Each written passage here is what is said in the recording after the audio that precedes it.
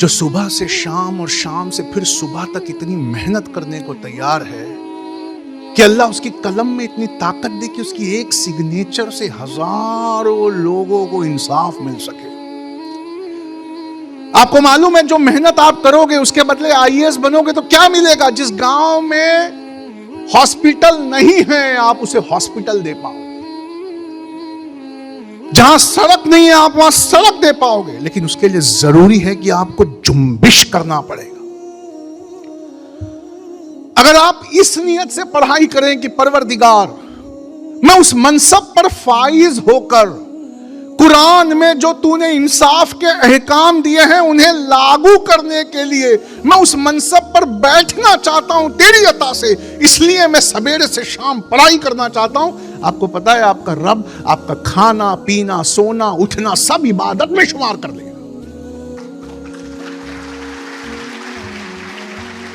आपको शायद रोजे महशर इतने नफिल नमाज पढ़ने का सवाब मिले जो आपने पढ़ी भी नहीं है।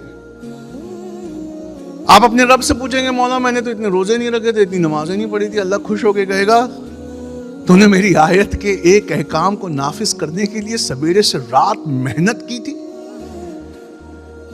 तूने गुजरात सार्वजनिक मंडल ने जो कोचिंग सेंटर आईएएस का यहां खोलने की कोशिश की उसमें डूब कर तैयारी की थी बेटा। दरअसल तूने मेरे अहकाम को लागू करने के लिए अपनी जान लगाई थी, उसके बदले ये सब ले ले, उसके बदले ये सब ले ले। अगर इक्तिदार वाली पोस्टों पे नहीं जाओगे, अगर आने वाली टेक्नोलॉजी को सीख कर उस पे काबिज नहीं होगे, अगर अपनी मेहनत से कोई हलाल बिजनेस खड़ा नहीं करोगे, अगर कुछ बदलने लायक अभी से पढ़ने का तरीका नहीं चेंज करोगे तो याद रखना जिंदगी भर दूसरों की जूतियां उठाओगे, जिंदगी भर दूसरों की जूतियां उठाओगे, दूसरों के तलवे चाटोगे। और तलवे चाट कर जब आओगे ना तो 5 बार असली आका के सामने सिर झुकाने का एहतमाम करोगे। लेकिन तुम वही नौकर बनकर रह जाओगे जो आका का कोई हुक्म बजा नहीं लाता, बस उसके आए हुक्मों को खड़े होकर हाथ मानकर उसी के सामने दोहराता है। अगर तुम चाहते हो कि रोजे महशर तुम्हें माफ कर दिया जाए तो इसके लिए भी जरूरी है कि तुम किसी ऐसे मनसब ऐसी पोस्ट की तैयारी करो जहां कम से कम एक आयत जो इंसाफ पर आई है, एक आयत जो गरीबों के हक पर आई है उसे काबिज कर सको।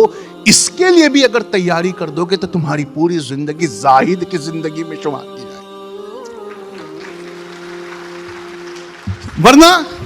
वरना तुम्हारी खाली सलामी है वो नमाज जो तुम्हारे मुंह पर मार दी जाएगी। ऐसा नौकर अव्वल दर्जे का झूठा और बेईमान होता है। जबान से अल्लाह को आका कहता है लेकिन अमल से सारी दुनिया को आका कहता फिरता है। रोजे नमाज तस्बीह तिलावत ये बेहद जरूरी है, इसके बिना किसी का हिसाब पूरा नहीं होगा। लेकिन कुछ पाना, बदल सकने लायक कुछ पाना और वहां बैठकर सिरातल मुस्तकीम पर टिके रहना, इसके लिए ये तस्बीह तिलावत नमाज और रोजे आए। तुम जब तक वहां बैठोगे ही नहीं, तुम किसी काम के हो।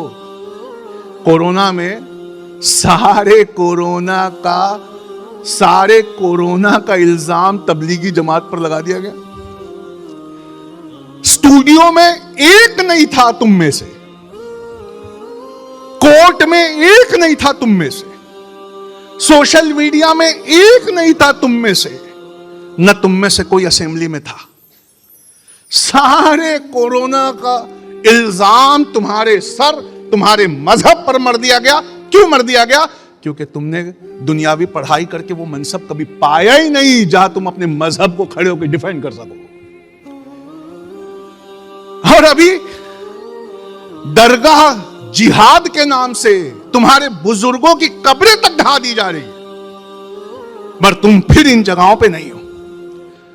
नूह हरियाणा में 1208 घरों को गिरा दिया गया। उन घरों के टूटे हुए मलबों में सस्ती चीजें समेटती माएं,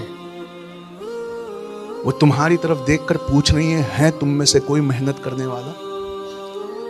वो तुम्हारी तरफ देखकर जेलों में मार खाते बेगुनाह लोग और बाहर सिसक कर भीख मांगते उनके बच्चे तुम्हारी तरफ देख रहे हैं कि है तुम में से कोई तैयारी करने वाला? है कोई ऐसा वकील तुम में? है कोई माई का लाल जो इतना गोल्ड मेडल ले आए वकालत में कि उन लोगों की बेगुनाहों की जमानत करवा सके? दुनिया कहती है मुसलमान सबसे ज्यादा जेल में है। दुनिया जानबूझकर पूरा सच नहीं बताती। सबसे ज्यादा बेगुनाह जो कौम जेल में है वो हम हैं। हम जेल में नहीं है, हमें बेगुनाह जेलों में रखा गया है। क्यों? क्योंकि बाहर उसकी ये कौम कहीं सोशल मीडिया में गुम हो।